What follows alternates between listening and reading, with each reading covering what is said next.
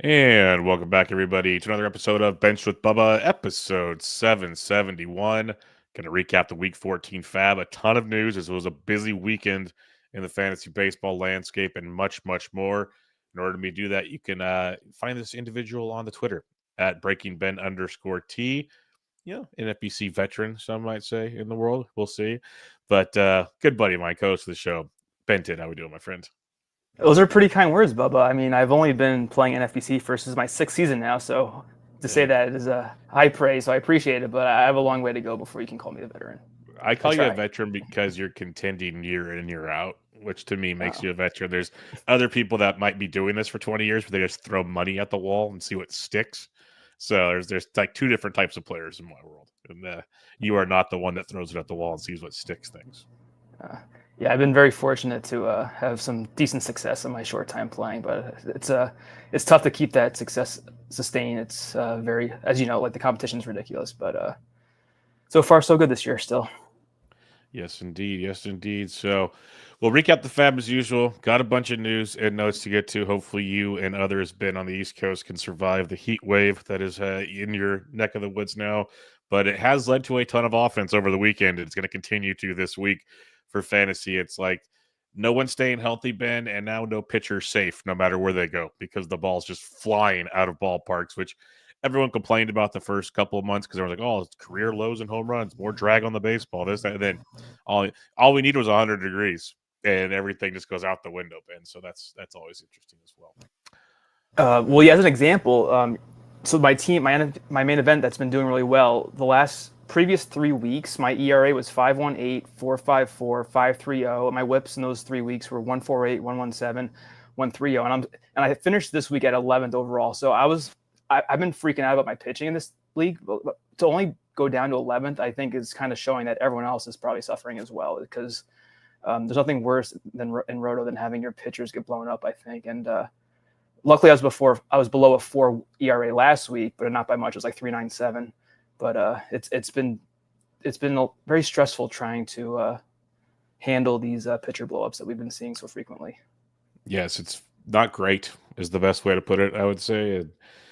He's got to buckle up and see what happens, because I've been setting lineups before the show here, and a lot of Bailey Ober decisions and other ones this week. I think I've sat him in like 2 out of my 3 leagues. There's one I just didn't have a choice, like a DC or something. What are you if you are a Bailey Ober manager? What would you do in a situation? It's a 2-step, but he's just been so horrifically bad. He is. So I have him in my 12-team home keeper league, which is a daily league. It's weekly head to head. So I think in that one, because after this week the stats go away, I might just risk it. And because I mean, I don't know, Seattle's they have been pretty hot lately. They've had a above average WRC plus versus righties over the last 3 weeks. But I have Ober on 3 NFBC teams as well. So I have him in my main event that's punting closer, and I'm starting him because I just need volume. And then so I also have him in the listener league. I have him on the bench there because I'm doing really well, and I have some other options. And then I have him in a DC where it's a DC, so it's kind of hard to avoid starting your SP2 or 3, depending whatever he is on that team. So I'm starting him in 3 out of 4, at least for tonight. And 3 of them are weekly and 1's daily. So 3 out of 4, I'll just say. Yeah, no, I think that's fair. It's basically put up or shut up time is what this comes down to. So figure it out, Mr. Ober, or it's off to the heap, I think, for many people. It's one of those might be a week too late when we look back on this next week, but time will tell on that one. The problem, I mean, I don't think the way with pitching is now. You can't really drop Ober. That's the problem. I just keep benching him. Yeah, I look at all the other options on the waiver wire, and it's like, yeah, we're just gonna keep putting you on the bench and pray something changes. It's like what a lot of people are doing with Zack Allen. Like I dropped him in 12s, but I'm actually starting him in a 15 this week because that's where we're at in this world. He's at the White Sox, who isn't a pushover, but that was another discussion in the Discord earlier today. It's just like, man, we are at a grind to find pitching, and like Chase Burns is getting the call. Everyone's jacked up from that. We've had Mizorowski's looked great through 2 starts. Hopefully Logan Henderson comes back, so on and so forth. Bubba Chandler seems like he's got pictures of the owners naked or something. I don't know. It's just no one's winning in this scenario. It's bizarre. But every time a new pitcher comes up, it's like, okay, please, we need all the help we can get right now. All right, let's get into some of that news, though. I kind of joked about Chase Burns. We'll see how that goes. He's got the Dodgers this week, so that'll be interesting. Let's start with Chris Sale. Chris Sale to the IL, fractured left rib cage. That's not great, Bob. There's been no timetable given yet, but let's just be realistic. It's at least a month, probably more towards the 2 to 3 month window to heal, because you have to heal it completely before you can throw again. Because if you throw and it's not healed, obviously, we're still in trouble. So this is a really tricky one to come back from. What are you doing? I have zero Sale. I've been regretting it all season. Might be in a better place now. We'll see. But where are you at on this Chris Sale's injury? I do not have Sale anywhere either. His 89 innings of a 2.52 ERA and a 1.16 WHIP would have been nice, but and a lot of Ks too. He's 114 Ks in that many innings. But yeah, to your point, the news or the note on NFBC for Sale has him coming back July 18th. That's kind of like a placeholder, kind of like what you're alluding to. But the ribs are pretty touchy. It's a pretty touchy section of the body, so it has to definitely fully heal, and he's already a pretty thin guy as it is. So, and he's older, so it may take a little longer for the injury to heal for Sale. Yeah, he's still. So I'm checking the roster rate. He's still owned in all main events still. So no one pulled the trigger yet, I guess, because we don't really have that definitive timeline. But I would try to wait to see if there's a better estimate of when he'll be back before you go dropping Chris Sale. Yeah, I'm holding as long as possible. If you're in that scenario, again, I don't have any Sale, but we're going to see a trend here, which some other people are about to talk about. I am holding Chris Sale as long as possible to the point we talked about at the beginning. As tough it is to find pitching, and until we get a better, situation. I have a screenshot I'm going to throw in the Discord later. I was setting my OLAC lineup tonight, and it's a good team. It's like battles between 2nd and 10th. I told you last episode. It's so funny. I told you 10th the other day. I gained a half a point in 3 days. I was back up to 5th place. That's how tight that standing is. It's so stupid. So that's why I wasn't panicking at the time. But my bench, all but one spot's on the IL. The entire thing. But in a 15, looking at the options out there, I'm like, yeah, we're going to keep, it's Reese Olson, Nate Eovaldi, so I've held on this long. They're coming back. So it's just one of those type of deals. Chris Sale, you just got to you got to hold if you can. If you can't. This is a different story. Adley Rushman, he goes to the IL with an oblique injury. They said it's minor, but they also said he's out till at least the All-Star break. So your definition of minor and mine, probably two different things. This sounds more like a grade 2 strain because we're talking about a month off with Adley. He's had a down year. It's been better of late, Ben, since he changed his mechanics at the plate. Where are you at on Adley Rushman when it comes to stashing or dropping? He actually was dropped in maybe 2 main events. Adley, he's down to 95% owned in the main event, so that's something to note. But I have him actually in the listener league, which is a 15-teamer, and I strongly considered dropping Adley when I was figuring out my FAAB. Luckily, because the team's doing pretty well, I figure, okay, I might as well just hold on to him because it's Adley. Surprisingly, the catcher options in that league weren't as plentiful as my main events. It felt like I think I had longer lists in my main events where I needed a catcher versus the listener league. So that was kind of surprising. But good on the listener league, I'll say that. So yeah, it's just they're saying they did say it's seemingly a grade 1 strain for Adley, but I guess because he had been struggling, they just want to be safe and maybe give him a little time to rest his mind as well. And I guess the All-Star break is a convenient time to have the injury occur. But yeah, I considered dropping him, like I said, and a couple managers did in the main event. So it wouldn't be out of the question to actually cut him if you need to. But just because he was the catcher 2 in drafts, and he was the catcher 1 getting drafted last year, I think it's tough to drop that. But his season average is 227. His slugging was below 400. Yeah, he had a couple good weeks, but it's just been pretty disappointing, and I don't know. But so I try to keep him if you can, but I think he's probably one of the first to go if you have to make a cut. I agree. I think the production we've seen, the way they're giving you a month, we know he can be good, but he really hasn't been good in over a year. So he's maybe equal to replacement value at catcher, slightly above replacement value overall, longer term if we want to go there. But I'd be leaning on the drop side of things, and I don't have to make that decision this week. But there is one I did have to make a decision on, so I'm going to jump around to the stick with catchers for a minute. Yvon Herrera, he goes to the IL. They're saying he's out 2 to 6 weeks with a grade 2 oblique strain. So we'll see how this one goes. But usually if it's grade 2, it's 4 to 6, as we mentioned earlier. I'll wait to give my thoughts on this because I have to make decisions for fantasy. Where are you at on this Yvon Herrera situation as he is going to be down and out here for a little while? So if you did look at the stats and then based on what I said about Adley, I think Herrera would be a higher priority stash versus Adley. But it is the grade 2. I think you said it was did you say oblique or hamstring? It's a hamstring. Yeah. Yes. So, I mean, it's a little bit better than oblique for when it comes to hitting at least, but the severity is worse. So it's still the same amount still an increased time to heal it. But yeah, I think it was Gialdi right now in the chat. He's saying it's tough to hold 3 catchers. It is. I guess it depends on how good your team is. Like if you're struggling, but the problem is too, if you're struggling, you need these top tier catchers to help you move back up. So it's hard to cut them. It's what makes fantasy so tricky when you don't have an IL especially. So I would try to keep Herrera. I think this is the way the season has gone so far. He's a better option going forward than Adley, which is wild to say considering Herrera was going in the 200s and Adley was like a top 60, 50 pick. But I mean, that's way out the window now. It's just funny how stuff changes. So we're at the midway point, 6 weeks. So it's like a quarter of the year maybe at that point. But I mean, that's the worst case. So if you can hold Herrera, I would try to.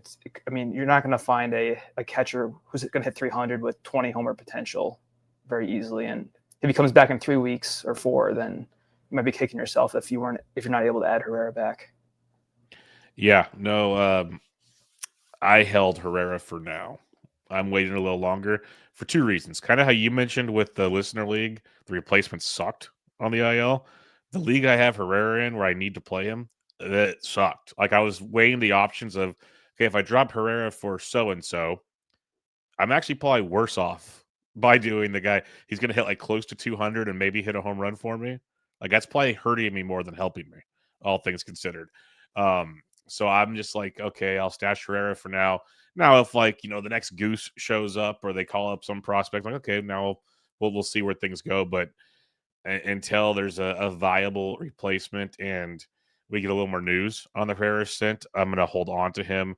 But catchers dropping like flies. Literally, there was 4 guys over the weekend. We basically lost via AAA demotions or injuries. So it's getting trickier and trickier. And I guess I said the replacements, okay, there are options, but they're backups for a reason. At the same time, are these the options we want to put in the lineup? So makes it tricky. We'll see where it goes. I'm holding Herrera where I can. I get it. If you had options, awesome, do it. Like I've heard Pedro Pages his own counterpart. He could be an option. Joey Bart, Danny Jansen was out there, so on and so forth. But if you really dig into what those guys are providing on a week-to-week basis, it's not the most ideal situation, especially for what Herrera has built your catching position up to. They could take that down in a heartbeat. All right, Jake Berger, he hits the IL with an oblique injury. So I think it's like 3rd one in the last year and a half for Mr. Berger, which is not great. I honestly have not seen a grade on this one, which is probably maybe kind of good when all things are said and done. But he's probably out at least 2 to 4 weeks when it comes to an oblique injury. We're yet on Mr. Berger, who seemed like he was starting to turn things around after his timeout in AAA. You're on mute. My mistake. I was going to say it essentially was a timeout because he was back so quickly. That was pretty good. Yeah, I don't have Berger, so look, I don't make this decision either. But I mean, it comes down to, well, like in the case of your one team where you have a bench full of ILs, maybe you do cut Berger. But I think his upside is good enough where you just hold, because I think last year he may have hit 20 homers or so, right, Berger, in the second half, because he had a really awful first half and then he really saved the season in the second half, if I recall correctly. Yep. And he'd basically be back by the All-Star break, ideally. But yeah, I mean, this going forward though, this is very concerning because, we have the jokes about this is his last name and he's a bigger guy, but he's going to be hard to draft going forward, Berger, if he's continuously hurting his oblique. And feel like something has to change with how he trains or just like keeps care of himself, because it's tough to hold this. But yeah, he had 6 homers in 4 weeks, 7 in 5 weeks if you expand a little bit. So it's hard to drop that right now with the way. I mean, to your point though, we did have a little uptick in offense this past week, but he has multi-eligibility burger, and I would try to hold him if you can. I'm trying to hold him as well. I like what we've seen the last few weeks. I'm a believer. Like, he seems to be, it's poor analysis, but second half with Berger. But he was showing those signs of turning into that second half player once again. And as a team, the Rangers as a whole have pretty much stunk. So that's made things difficult as well.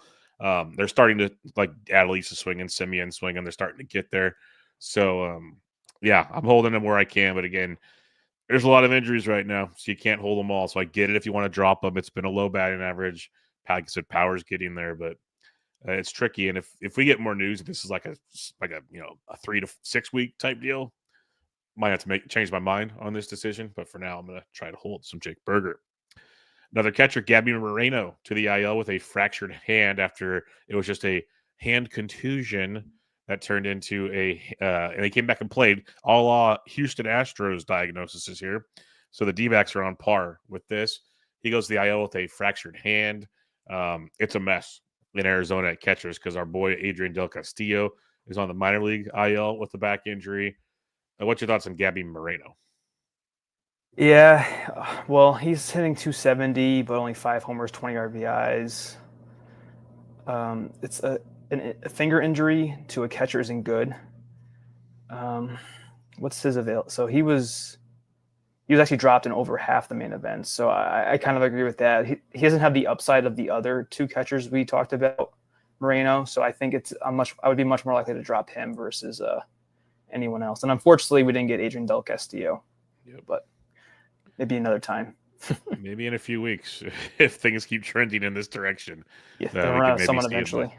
Yes, like that'd be one. See, that's who I might drop Herrera for if that injury gets worse, to give me some ADLC in my life. But yes, Moreno's a drop. He's a good batting average and not a whole lot else. But I've been pounding that drum since 3 off seasons ago. I guess I'll do the last catcher. We'll come back to the pitchers here. Francisco Alvarez was sent to AAA. Another guy that I've said isn't good, but people keep telling me he's a 35 home run bat. Hasn't happened yet. Maybe someday. Ben, thoughts on Francisco going to AAA? Yeah, he's definitely a drop, I think, there, because you don't really know how long he's going to be down there. And it's been rough since he had that first breakout season when he hit 20 homers. And I had my concerns with him going into draft season this year, Alvarez, and I guess that was one I was right on so far, so that's good. But yeah, I mean, there's been just so many. It's just wild that so many catches have been bad or hurt this year. It's very weird after we had such a good year like a year or 2 ago. It's crazy how things can change. Yes, it can. Ryan Yarbrough, he hits the IL. This is in your neck of the woods here. He was doing so well. He was going to be a popular pickup, if not already picked up, which he was in most leagues heading this week with his 2-step coming up. But now Yarbrough heads to the IL for at least a couple of weeks with his injury, with his oblique strain. They're saying it's low grade, so they're hoping for just a couple weeks. Where are you at on Ryan Yarbrough? He's definitely a drop, I think. He was just more of one of those waiver wire flyers, and oblique for a pitcher is tough. Look what happened to Minaya. We usually just say it's tough with hitters, but baseball is such a twisting sport where you need those obliques to be in good health. And I mean, Yarbrough did make some changes with the cutter and the changeup, I believe, is what he modified it in his arsenal. But yeah, I mean, we're going through so many injuries again this week. I think you have to cut him, and I'm sure he'll be cheap probably when he comes back. But I mean, the Yankees may not even need him at that point because Luis Gil's going to be back at some point, and then Yarbrough might be out of the job. But that's a long time away. Yeah, you got to drop Yarbrough. That's for darn sure. And hopefully he gets it back and running when he gets back up in the bigs. Luis Gil threw a live batting practice over the weekend, our bullpen, first time off the mound, I should say, facing some hitters. So he's on the mend, but probably not till August on that one. Couple more bits of news here. Chandler Simpson is recalled on Monday. That was a short timeout as well for Mr. Simpson, who was hitting well over 300 at AAA with all the steals per usual. Where you at? Are you excited to go pick him up again? Because that's going to be another heavy spending. I've held him in the one league I had him this whole time, so he'll be going back into the lineup for me. But where are you at on this Chandler Simpson here? Meisner goes back to AAA. Okay. Yeah, well, I pulled up the roster resource for the Rays, and they don't have. Are they off today, the Rays? Yes, I believe they are. That's okay, yeah. So there's no no lineup for Simpson today. Yet. Yeah. Yeah, it's not showing up yet on there. So we don't. So right now they had Meisner on the bench. Their outfield has been Mangum, Lowe, and Morel. So maybe Morel goes back into a short side platoon role. But to your point about being excited, I don't really have the money left to probably afford Simpson at this point, even though I could use the steals. But wait and see what happens with FAB this week. But yeah, definitely someone who should be on your radar.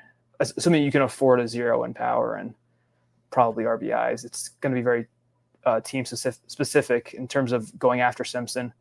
But we're getting to a point in the year where your stats are kind of stabilizing a little bit. You're getting like a good profile of what your team's looking like and what it needs. So there definitely should be a couple teams in every league that could use Simpson. Yeah, and to your point, like now you can look at it and go, okay, I really need steals or I really don't. Then now you go get him because they already sent him down once and he's basically the same ball player. Nothing has changed since they sent him down. So it's like, okay, they got to just roll with him now, right? We're not going to play this yo-yo game anymore. This is silly. As Gialdi says, Simpson's going to be even better this time around. He's a 300-plus hitter with tons of speed. So, like to your point, Ben, if you can afford a power outage, then he's a great pickup. I'm much more on board this time around, knowing what my teams are going to need than getting that rabbit early on. That's like I made the joke. I picked up Alec Boehm this year. I picked up Max Muncy this year. Guys I hate in draft season. But for team context, like certain guys just make the world go around. Last bit of news, and it'll probably come out right after this show ends. Corbin Carroll's undergoing an MRI on his hand on Monday. He was out all weekend. It was supposed to be day-to-day, nothing crazy, but now he's having an MRI. Feels like the Gabby Moreno situation with their team. Feels like the Astros. I benched him for the week, so maybe he plays on Tuesday now. But what are your thoughts on for Corbin Carroll? Because this one stings a lot. I haven't had to deal with this, luckily, but I know he's probably been the most talked about player in the Bubba and the Bloom Discord this past weekend, Carroll. Everyone's kind of been freaking out about him sitting constantly. I'm sure people took a bunch of zeros over the weekend hoping he'd be back in the lineup.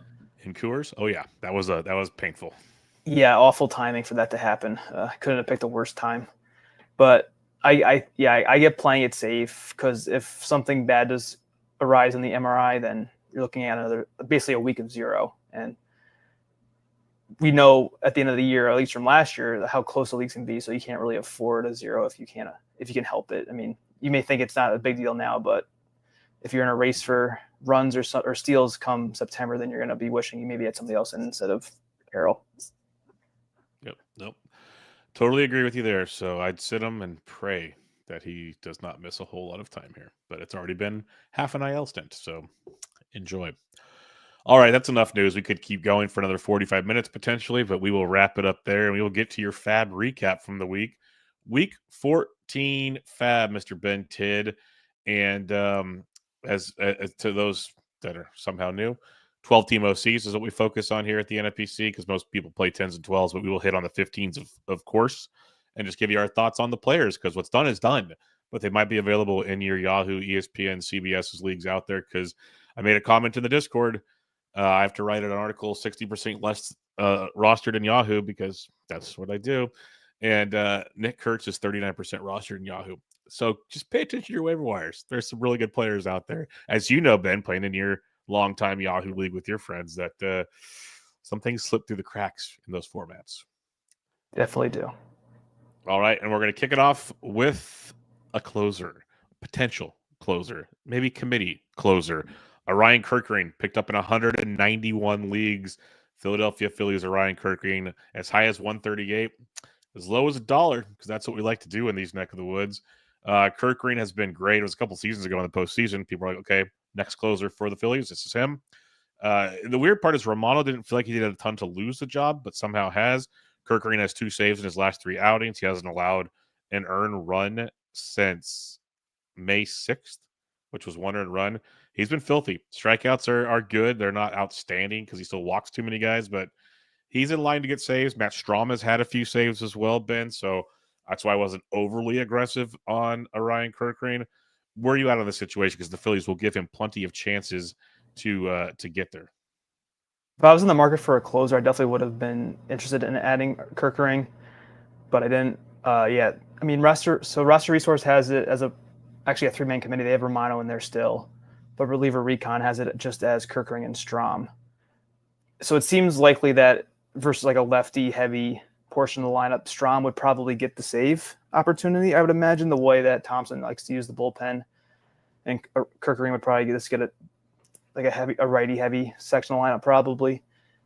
But even now, I mean, I made the comment about Simpson being valuable for the Steelers because you kind of know where your team's at now. But now that we're almost into July, you kind of know if you need saves or not. So it makes sense to be in after Kirk Green because the Phillies are a good team and they should get their share of saves going forward.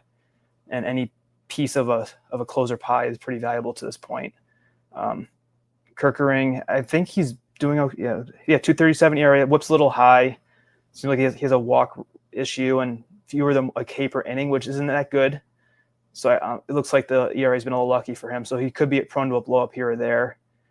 But like I've said plenty of times, if you're desperate for saves, you're desperate for saves. So you kind of have to just go after whoever's available. And Kirk Green could be a pretty valuable closer going down the stretch if he ends up getting the full-time role. And to your point, it seems like Romano did have it, but for whatever reason, he lost the job. So it's not guaranteed that Kirk Green is going to get a bunch of saves or maybe even any saves going forward, but it made sense to take a stab on him. Yep, definitely made sense to take a stab. I wouldn't have gone too heavy, but he was in play. I actually picked up Matt Strom in at least one league for really cheap just to play that game as well. Michael Toglia picked up in 132 leagues, as high as 101, as low as $1. Toglia coming off that monster week in Washington and then at home after being recalled from AAA on Monday. Still striking out 38% on the season, hitting 201 with 9 home runs, but obviously a nice week to liven things up here. They got 3 at home in Coors against the Dodgers this week before heading back on the road to take on the Milwaukee Brewers. Where are you at on Michael Toglia? Because, I've never denied the power. The swing and miss is still there. It is. So he was available in, I think, at least 2 of my leagues. I had bids of 8 and 18, at least in the 2 that I just checked while you were talking. And you nailed it. This comes down to the strikeout rate because week 8, he had 10 Ks and 21 at-bats. Then he had 9 and 14 at-bats in week 9. Then week 10, he had 7 and 14, and then he got sent down. So that kind of explains why he got sent down. But even this past week, he had a 33% K rate because he had 10 strikeouts and probably 30 plate appearances. But he had those 3 homers, so it makes sense. And he had a steal too. So he actually totally has sneaky speed. I think he had 10 steals last year. But the one thing that stinks, I think they only have 1 series this week in Coors, which isn't the best timing for this. And it's versus the Dodgers, who have decent pitching, of course. But yeah, I mean, if you're desperate for power and you can afford the average hit that Toglia will probably provide, or it's not really providing it, it's going to hurt, but you know what I mean? I get it. It's just, and first base has been horrible, as we said many times on the pod. First has been a rough position to fill, and there you go, power hitting first baseman who plays in Coors. So it sounds very appealing, but just make sure that you can afford a big average hit. Because I mean, on the year he's at 201, and I know last year he had like an XBA of 250 Toglia, but you have to run very pure to strike out that much, even in Coors, and then get an average that's not going to hurt you. It's hard to get that perfect balance. So if you're fine with the 200 average, I go right ahead, but just be careful. He was probably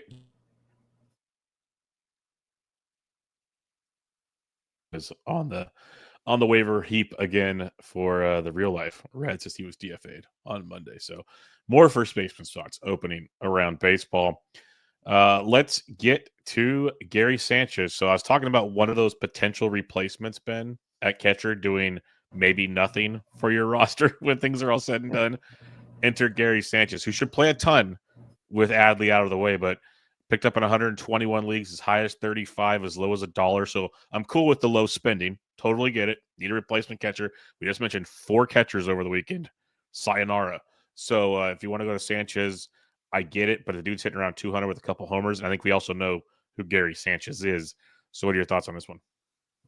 Well, I kind of alluded to it earlier, but I had 3 of my 4 FAAB teams in NFBC needed catcher help, and I had Gary on all my bids for catcher.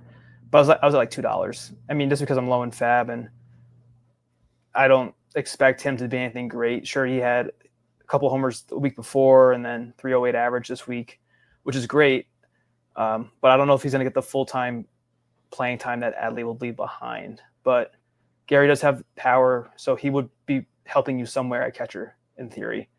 But yeah, he could easily be dropped next week if he has a bad week, or I would at least give him a couple weeks to see how he does. I mean, a couple weeks, Adley won't be back yet, but we'll at least have a little more time with Gary starting. And I mean, it'd be cool to see him do well again, because I always like Gary when he's on the Yankees, but he's kind of fell off. And I think the power is there, but he shouldn't play enough where he's going to hurt your average, but he hasn't really hit for average since 2017. So it's been a long time since he's been an average help. But yeah, so if you need power, I like Gary. Yeah, and there's always Samuel Basello is sitting in the minors as an option if the Adley think it's worse. Something to think about there. Gary was also the most added player in the main event, picked up in 53 leagues, as high as 39, as low as $1. So similar pay range to the OCs, which is good to see. I'll have a question for you. Would you rather have had Danny Jansen or Gary Sanchez? Because both have very similar stat lines. I can tell you. I had Danny Jansen available in one of my mains. Let me find the right one. I want to say, actually, I had Gary ahead of Danny Jansen. See, these are the guys I was trying to debate. Should I just keep Herrera zeros or put these guys in my lineup? And maybe I'm making the wrong decision. Maybe I'm overthinking it. But like a 200 average and praying for a home run or two is just not what I think I need right now. Well, here's a fun one. So the team where I had Jansen and Gary in my list was the main event that's doing really well. So this is a top 11 main event going into the day, mind you, everyone listening. So this is the ads I was trying to make. Victor Caratini dropping Henry Davis for $2, Gary Sanchez for $2, Joey Bart for $2, Jansen for $2, Pedro Paz for $1, Austin Wynns for $1, Jose Herrera for $1. Yep, that's what I'm working with. It's fun out there. It really is, and that's how a couple of my catchers have been so depleted. It's not just main events where the catcher market looks like that. It's rough out there right now. I am dying for Ben Rice to get 3 more games of catcher. Dude, that'll help, actually. That's a great point. I have a couple shares of Ben Rice that will definitely be a welcomed sign of this situation. So close, yet so far. Mad Max Scherzer is making his return to the mound this week. He was picked up in 116 leagues, as high as 150, as low as $2. Max is still feeling some pain in his thumb after his live batting practice and bullpen session, but the Jays are clearing him to go. So were you back in on the Mad Max ad wagon this week? Yeah, actually, so I think he was projected for a 2-start week when I was doing my FAB. He's only in for 2 or Wednesday, and Lauer actually got the 2-step. But because of that, I was like, okay, well, the matchups are actually pretty decent because it's I had it up. It's Cleveland and Boston, and they've both been struggling versus righties lately. So I figured, okay, well, he has upside if he's healthy to do well, Scherzer, but he wasn't really available, and it was like one spot where I was able to try to add him, and so I would have been in on it, but I would not have spent, what was it, like 150 as a max? That's a little crazy at this point in time. Bit nuts. I mean, I feel like even the 60s and 50s is kind of a lot for him. I don't. It's all name value, I think, with why the prices were as high as they were, especially at this point in the season. Yep. I get adding him, but how long is he going to be around for? And when Scherzer has pitched, he's been pretty good still. But at some point, it's going to fall apart. And with an injured thumb, maybe it's now he's pitching again. So just be careful. But it is a good, even the 1-star versus the Guardians is a good matchup this week. Yeah, it just feels like with Scherzer, like, yeah, I'm rooting for him. Yeah, I like him. But with his injuries and his age, I feel like he's equivalent to a lot of streamers we're picking up these days. So spending a ton, to your point, is not as conducive. Jacob Lopez, interesting now. People have come back around on Mr. Lopez, picked up in 109 leagues, as high as 57, as low as $1. Jacob Lopez, talked about him on the FAB preview this last week. Like, he had that one really good start in Sacramento, then just gets destroyed for 2. But now he's come back with 3 gems. He's thrown 16 innings over his last 3 starts, 1 earned run total, Ben, with 19 strikeouts. He's been very, very suitable. And this week, Lopez goes at Detroit, and then next week at Tampa, and then home versus the Giants. So were you in on Jacob Lopez this week? Because I definitely was, and I don't think I got as much as I would have liked. Now that I actually know who he is, I did put bids in for for Jacob Lopez. I'm glad you remember that from when I mentioned him like 4 or 5 weeks ago. Yeah, and then Waxman said something on the post. I'm like, well, and then I sent the line because it was the Toronto start, I think, and he got destroyed. It was like good thing. I think I said ignorance was bliss in that scenario. But even in the one start you mentioned where he got blown up in Sacramento, he had 9 Ks and 1 walk, Lopez. And then 3 of his last 4 starts, he's had 9 strikeouts, which was pretty eye-opening for me. Let me pull up his recent stats for the last few weeks because I want to dig into it a little bit deeper. So yeah, over the last 3 weeks, I'm not sure how many starts this is. He has a 15.8% swinging strike rate, a 34% K rate, a 25.4 K minus walk, Sierra 302, xFIP 354. Not allowing a lot of not allowing a lot of contact in the zone, 74.3% Z contact, getting chases outside the zone. So he's been awesome, Lopez. It's just really he's got to be careful at home, kind of like you mentioned with the Twin start where he got blown up that one time, and now it's gonna be really hot in Sacramento. Yep. But yeah, I think he was available in a handful of leagues for me, and I was in on trying to get Lopez. I'm pretty sure I didn't get him anywhere, but definitely interested in adding him. Yeah, he got picked up in 36 main events as well, as high as 87, as low as $1. So a little more spending there, but makes sense in a main event type format. Jurickson Profar picked up in 104 leagues, as high as 91, as low as $1. Eligible to return on July 2nd from this PED suspension. I think that was pretty self-explanatory, if I say so myself. If you had anything else on that one? Nope, we will cover him in our ads. Sounds like someone's interested. Justin Verlander picked up in 100 leagues, as high as 75, as low as $1. Returned from the paternity list this week, and I was educated in the Discord of why an old man at 43 is having another child. Not like I grew up in high school and college days when she was on the cover of the SI swimsuit issue. But yes, I digress. Verlander faces Miami and the White Sox this week. It's a phenomenal 2-step. I still don't trust it because it's just, as a Giants fan watching Verlander pitch, it is the most agonizing thing on the planet. But I get it. So what are your thoughts on Verlander and his 2-step? And congrats on, more sex with Kate Upton. Yes, I was one of the ones that made sure you knew who he was married to. So I'm on a train ride with my daughter drinking a high noon to the Giants game. I'm like, guys, well aware. It was obvious, Bubba. Come on, no. But yeah. So I'm looking at RotoWire, and it makes sense why he was added. He gets the Marlins and then the White Sox. So that's basically all the analysis I probably have to give as to why he was added like this. But yeah, his numbers are pretty poor, pretty bad whip.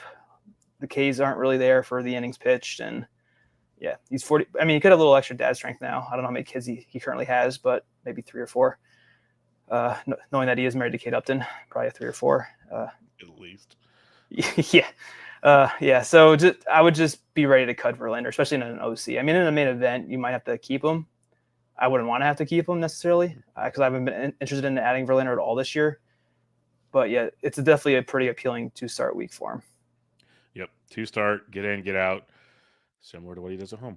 Eduardo Rodriguez picked up in 99 leagues, as high as $51, as low as $1. I've been preaching this for a while. It's been frustrating because the results haven't been great, but everything under the hood, like your ERA indicators, your K to walks, all look great. Last 3 starts for Erod, he's allowed 2 earned runs or less, so 5 runs over 20 innings pitched with 12 strikeouts. So the strikeouts could be better, which is ironic because he was striking everybody out earlier, Ben, not getting the run productions to back down. Dude has a 402 Sierra. You can live with that. He's got a 15% K to walk, 23% K rate. And Erod has a 2-step this week that intrigued me quite a bit at the White Sox and versus Mets. It's the opposite Verlander on that one. So I was all in on Erod. And that's why this exercise, some people think, FAB recaps are silly and goofy, yet they still record one every Sunday night at 11:45 Eastern time. But looking at this going, okay, Verlander got much more activity than Erod did. And I think I don't want to speak for you, but I think we can agree that Erod's probably the better pitcher of the two. So it's always interesting just to kind of see where the mind of the player works in these exercises. So where are you at on this Erod 2-step for the week? Yeah, I would much rather have had Erod versus Verlander. I did get Erod in a league because of the 2-start week. And I mean, his numbers, at least his ERA and WHIP, are a lot worse than Verlander's, but he has a better K to walk versus what Verlander has, just looking at the raw totals. Erod has more than a K per inning. He has only 22 walks and 16 2/3. I think Verlander was more like a 4.5 walk per 9, closer to that range. Erod has been a lot of BABIP, it looks like. And then I pulled up his underlying stats. You kind of alluded to this over the last 3 weeks. Erod has a 12.7% swing strike rate, only a 17% K rate. So he's been a little unlucky with the strikeouts. Even the hard contact against him has been not very hard. 86.8 average exit velocity in that time, which is a 28.3 hard hit. He's not throwing many balls, 33% ball rate, getting swing and miss inside the zone. He's getting chases out of the zone. So he's pitching pretty well. It's just hasn't been he's had a rough go of it the last couple of years luck-wise. But yeah, this 2-start week was very appealing, and I think he was near the top of my bid list for pitchers wherever he was available. Yep, I was definitely interested if I didn't already have shares of him already because I've always been Team Erod. But the other difference I'll add on to the Erod versus Verlander just kind of angle here, like Erod I could consider keeping for longer and like utilizing as a streamer throughout the year. Where, to your point you made earlier on Verlander, he's already in my drop list on Sunday night. Like it's already happening in that scenario. So just the difference between two, always just interesting when we break these down. EMTT Sheen, very popular this week. Picked up in 82 leagues, as high as 55, as low as $1 in OCs. In main events, tied for second most added in 48 leagues, as high as 72, as low as $1. He got sent down after his first start off of Tommy John. He looked really good. There's rumors like they just wanted to send him down, keep him on schedule, miss Coors. Okay, they need, and plus, the Dodgers need pitching help so bad. Like they're just running through arms over there. So go let him be in AAA, avoid Coors, so on and so forth. Whatever. Where were you at on this one? Because I think the talent of EMTT Sheen is really good. I am beyond annoyed with the way the Dodgers are utilizing their pitchers right now, which makes it very like I think Robleski's good. I think Kasparius is good. Now you got Sheen in the mix. Like, how are you looking at all this? Well, I'm actually pretty surprised that he was added so many leagues across the OCs and the mains. I mean, once they said that he was going to AAA, I kind of just like lost all interest because, I mean, there's enough injuries already where you don't really need to stash someone who we don't know how long it's going to be till he's up again. And then RotoWire has it with Robleski, and he's been pretty good, Robleski. They have Yamamoto back, Kershaw's there. Has May already pitched since he's been injured, or is that a project? No, he's pitching scheduled the 27th, I think, so later this week. Yeah, so I'm not sure if he actually has come back yet, or that's a return date for him. But with Ohtani back, I don't know, wasn't Robleski? Well, who's the follower for Ohtani right now? Wasn't it? Yeah, so Kasparius is. I mean, yeah, I don't know. It feels like a lot.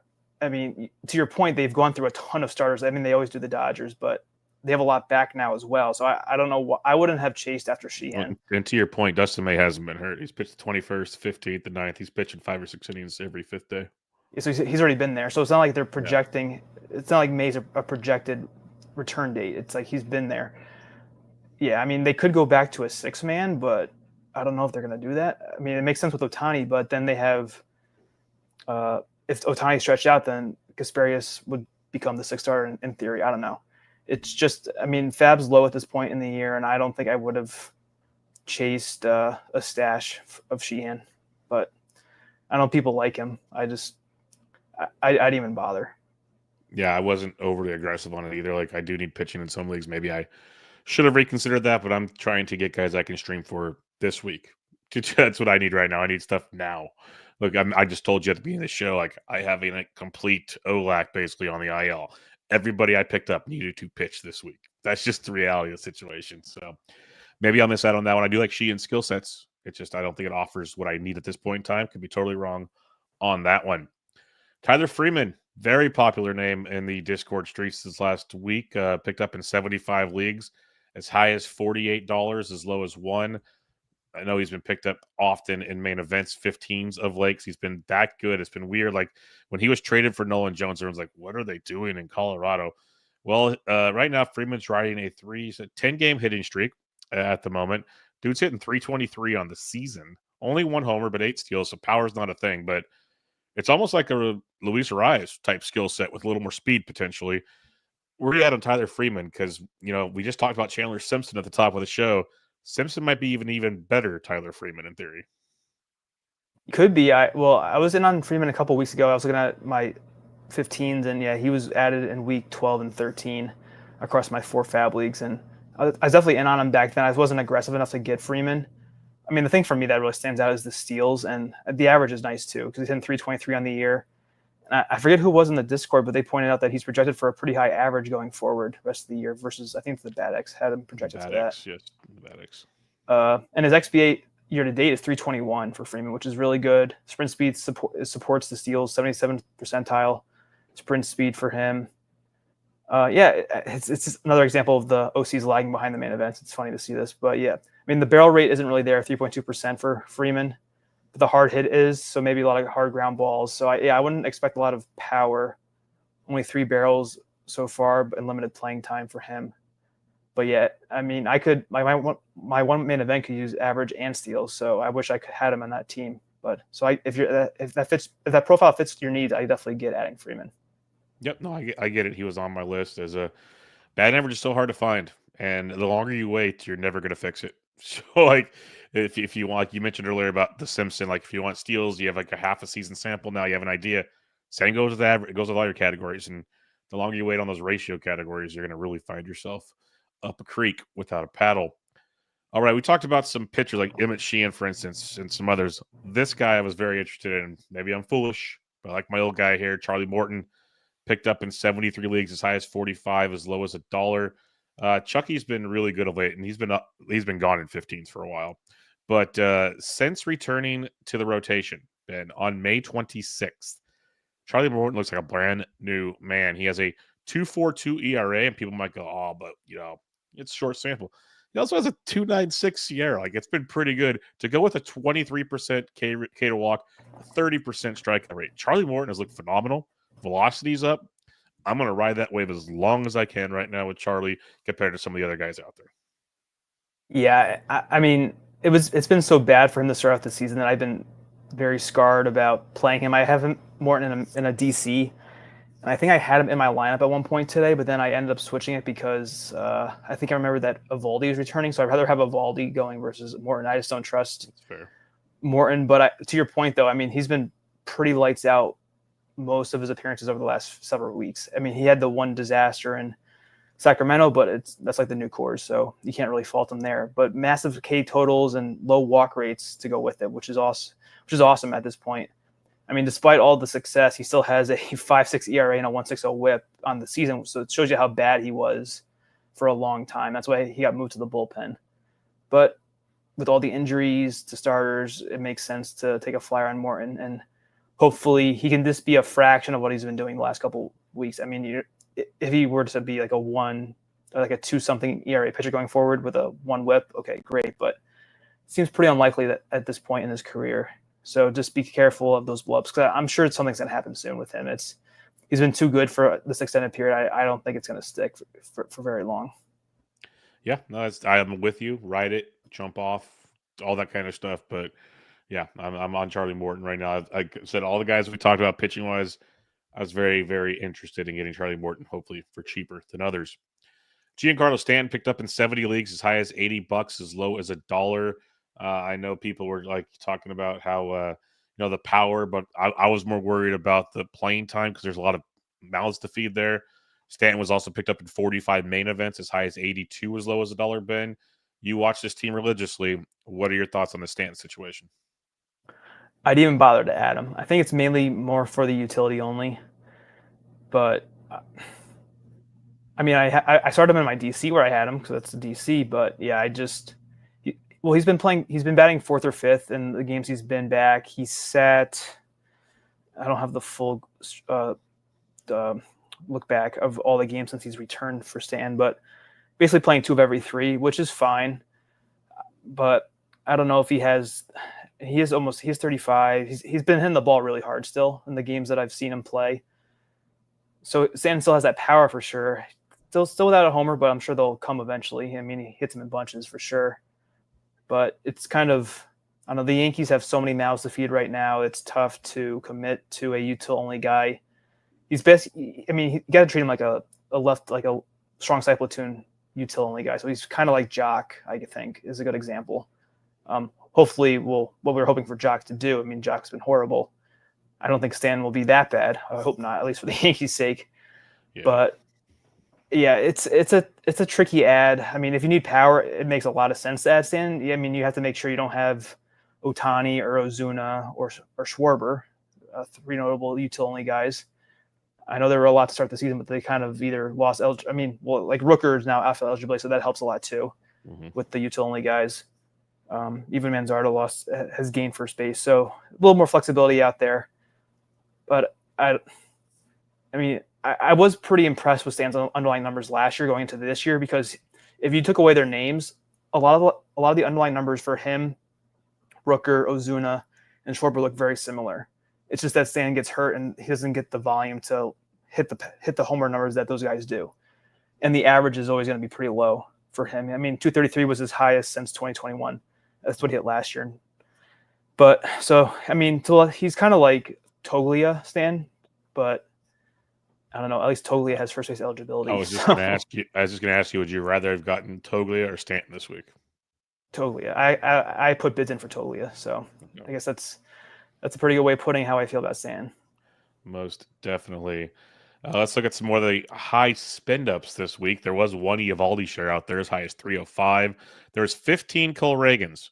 He went from as high as 301 as low as $1. I want to see what the main event went with Cole, because I know some people dropped him last week. If I could spell, that would help. He's picked up in 2 main events as high as 101, as low as 8. So we had a $301 Cole Reagans who might be out for 4 months to the season. What are your thoughts on these ads? Because I'm still stashing them where I can, but I totally understand dropping them if you need to. Adding was never on my agenda. Yeah, I mean, I have Reagans in one of my 4 FAB leagues, and I've held on to them. They're just, I think I said this in the Discord too. I want to see what happens after that. Well, now for us, it's like 2 weeks left to go until he gets reevaluated. Exactly. Yeah. So I feel like at that point, we're halfway there to the quote unquote finish line, at least till we know more information. And I mean, I wouldn't have bid 3. Well, there's 2 bids that were kind of crazy. There was a 301 and then a 151, and the other ones were more reasonable. Many single digits, at least for the OCs for Reagans. So I get that if you can afford, if you had a clean bench, it makes total sense to add him and see what happens for cheap. But I would not have spent that much money on him. It's if you pay that much, you're kind of, it's like he's guaranteed to be back, and we definitely don't know that right now. Yep, I'm with you. Like I would have. I'm waiting for that 2 weeks, as you mentioned, for all the shares that I have. Matt McClain for $184, which seems fair. Noah Cameron picked up in 7 leagues as high as 191, as low as 3. I like the skill set of Cameron. Hated the matchup he has this week, so I avoided that. Alec Burleson picked up in 18 leagues as high as 165, as low as $1. He's starting to swing it really well. Francisco Alvarez is picked up in 5 leagues as high as 141, as low as $1. That's gonna sting. There was 141 and 17-9, 1-1, but that 141. Drop Shea Langoliers too for that one. That's gonna leave a mark, Ben. Yeah, it's someone who's missing the news on what happened to Alvarez. That's probably like an ad that you make on first half of the week, and then you don't really look again come Sunday. Yeah, well, he'll probably drop. They added him Saturday night after the home run, and then it didn't look back on Sunday. Did he really hit a home run Saturday night, Alvarez? He hit a home run on Saturday, yes. That's wild.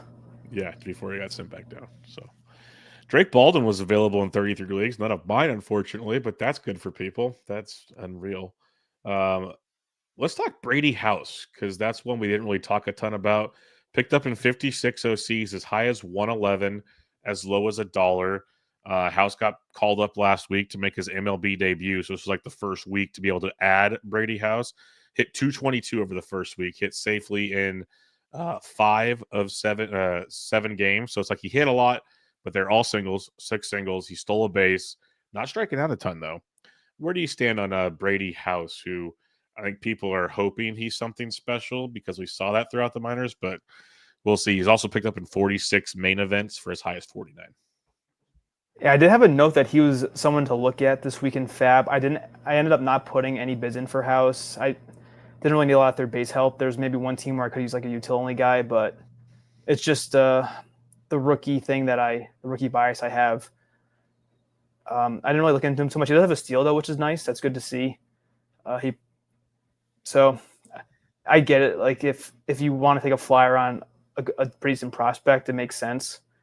But I would not have gone nearly that high. I mean, if you look at the runner-up bids, a lot of these bids didn't have to go nearly as high as they did. Yeah. I mean, at this point in the year, I don't know. Who's he? He was replacing Tania, I think. That's who. Yeah. Yeah, he's supposed to be the everyday third baseman until basically otherwise. Yeah, I think people were saying that Tania was kind of warming the seat for House, so I get this. I want to look up House's stats just so I can see how he. Did you say how he was doing in the minor leagues so far? No, I did not know. Let me pull it up real quick because I want to educate myself here. Hopefully, so this year he was hitting 304, 13 homers, no steals. So decent power, decent average. It's kind of hard to figure out how that's going to translate to the majors. I mean, for his minors career, is 280 average. Not a lot of power, really. Only in 2024, he had a combined 19 homers in 129 games, 241 average. Yeah, so, I mean, I think I'm happy with not really looking into him too closely. I'm with you as well. A couple more I wanted to bring up, kind of correlating to some more popular main event ads, but also in the OC, one being the where did I just saw him here? Let me just do that. Grant Taylor picked up in 40 OCs as high as 81, as low as $1. In the main event, picked up in 36 leagues as high as 87, as low as $1. Hard throwing prospect for the White Sox, picked up the save on Sunday, which probably helped with things here. Were you interested at all in Mr. Grant Taylor? No, but like I said with Kirk Green, if I needed saves, I would have been, because I think he has pretty good K numbers in the minors this year, Taylor. And then a couple names that we'll probably talk about in the coming weeks in the OCs, if things stay the same. Casey Schmidt was picked up in 41 leagues, as high as 33, as low as $1, according to the main event, not OCs. And Isaac Collins picked up in 38 main events, as high as 41, as low as $1. Both swinging it well, both seeing some extra playing time. Tyler Fitzgerald sent to AAA on Monday, which should lead to more Schmidt playing time, especially when Chapman gets back. He's playing third every day now. Any thoughts on those two? And again, we'll probably talk about them in the coming weeks. I actually miss Schmidt. I don't know if he was available. He was added in my 3 main events this week, pretty cheaply though, $12, $1, and $16. But I did have a bid in and a couple spots for Isaac Collins. He's getting some steals, he has 8 steals and 142 at bats, which is a pretty good total. He had a couple homers last week, getting pretty good playing time each week as well, which is surprising. I think, well, he's probably benefiting from Garrett Mitchell being out, but I was looking at Garrett Mitchell on DC and he hurt his shoulder, ironically enough. Re-aggravated it, yeah. Yeah, he wasn't even hurt for the shoulder, but I mean, his IL stink up, basically. Yeah, it's like the Brandon Woodruff syndrome, where you're hurt and then you keep hurting other things on the way back. Yes. So Collins could very well be a OC ad next week, but I mean, I've been looking at him in previous weeks before because he had like a 3-steal week, followed by a steal the week before that. This is Collins, so I had an interest, but then I'm like, I don't really. You never really hear anything about him. I was like, maybe it's gonna like fade away. But 18 at bats last week is a pretty good total. So he's basically a full-time player. He's a switch hitter, so he's not gonna get platooned out of a role. At least he shouldn't be.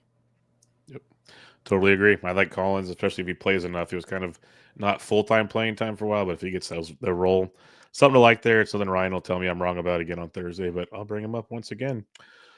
All right, Ben. Back if he does. Don't worry. Thank you, because I did it before a few weeks back, and he's like, "No," gave me some whole spiel, and here we are. All right, let's recap our FAB for the week. Ben, what do you got for Week 14 FAB results? All right, let me go to the right page. All right, main event 1, which is the New Jersey main event. Added Mitchell Parker for his 2-start week. Dropped Cade Povich 8-3.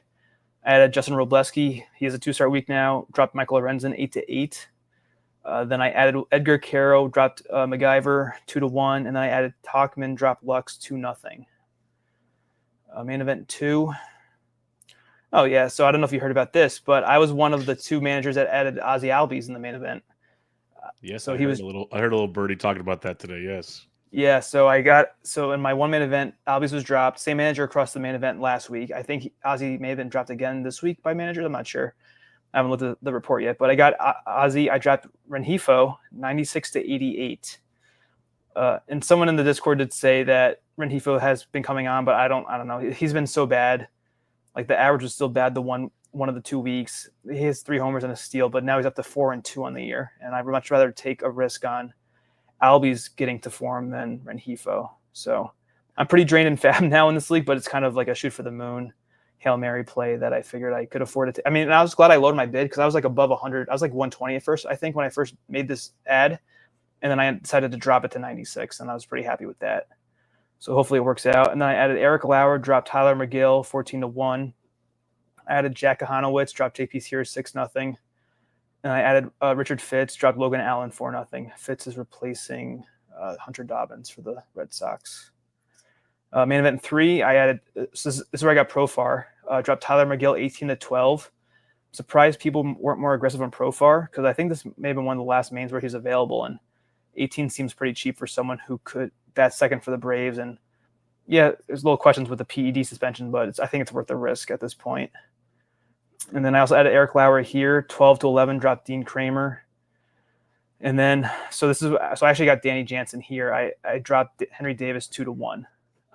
We talked about that bid list earlier. And then finally, the Bubba and the Bloom Listener League. This is where I got Erod. I dropped David Festa 18-9. See, I told you, Festa, Zebby, all these guys, they stink, and people get hyped up for nothing. Yep, I'm with you. And then Gary, this is where I added Gary. I dropped Tyro. So this is where I had Adley. I decided to keep Adley. I had a lot of second basemen, so I figured Tyro was expendable. 2-0. Yeah, it's good. Just real quick news dropping. The Braves fully anticipate Chris Sale pitching again this season, though they won't have a timeline until they see how soon his fractured ribcage heals. So do with that what you wish, folks. I need Dr. Dave for that one. Yep, exactly. All right, my ad drops for the week. My first OC, I picked up Charlie Morton, dropped Cal Quantrill 7-4, added Matt Strahm, dropped Michael Soroka 5-5, the runner-up. So that one feels good. Kirk Green went for 67. I'll take Strahm for 5 and see where the cookies crumble. Emmett Sheehan got picked up for $45 with 0 runner-up bid. So that's always a good feeling right there. That was the second highest paid person. That's how these OCs roll these days. And my beat Bubba OC, picked up Quinn Priester, dropped Tyler McGill 12-5, picked up Pavin Smith with that all righty week and heating up, hopefully. I dropped the bus driver, Otto Lopez, 3-0. He's been good, but it's not what I need from my teams right now. Let me put it that way. He's not playing. He sits on my bench.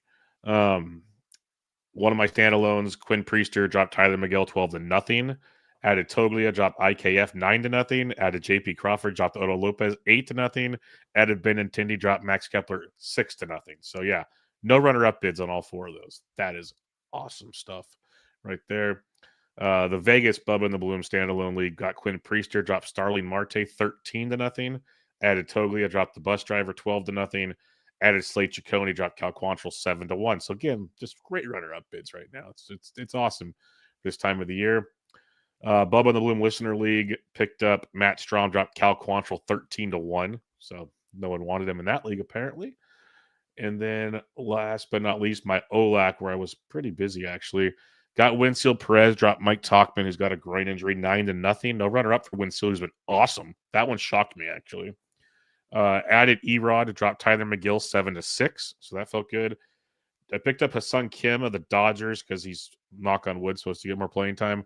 Dropped Otto Lopez 7-1. I liked Kim because he gives me outfield with his middle infield, which is the flexibility I could use. And then I added the A's Max Muncy, dropped Josh Bell 4-0. I know both have pretty much sucked, and Muncy's out of Sacramento this week, but I was looking more long-term here. He goes to the Bronx this week, and with the next week at Tampa, which is a great place to hit. Then home versus the Giants. I think they have a whole other week at home after that. So pretty good schedule coming up for Muncy. So I'll take the chance on him for $4 now in a 15-team league. All right. That'll do it, my friend. Any final thoughts on Week 14 FAAB as we are over halfway through the season? We hit that. Well, yeah, we hit the fantasy halfway point, but I'm still holding on to July as the midway point. But yes. Yeah, it's going to be ugly for pitching, so just be careful. I think we're going to be seeing some RP3s thrown into our lineups pretty soon to try to save some ERAs and whips. At least I'm going to try to do that where I can. That's why I didn't mind taking Strahm for cheap. Like, maybe it gets me a save or two, but everything else is fine. Like, I'm rolling. Let's do it. Yeah, I don't remember, but I got Luke Weaver for $2, and my good main event a couple weeks ago. So he's in my back pocket for whenever I need a RP3, so I can try to avoid any more Shane Smith starts, which should have been good, but they weren't. So. Yep. No, I'm with you. I got a bunch of those. Literally, if you go through all my lineups I set today, it's probably 50-50 with between 2 and 3 relievers already. So yes, to your point, it's already begun in certain landscapes. But we'll be back with y'all next week to recap another week in FAAB. Thanks for joining me as usual, Mr. Ben Tidd. You can find him on Twitter at BreakingBen_T. You can find me at BD Intric. Until next time, Benched with Bubba, episode 771. Catch y'all later.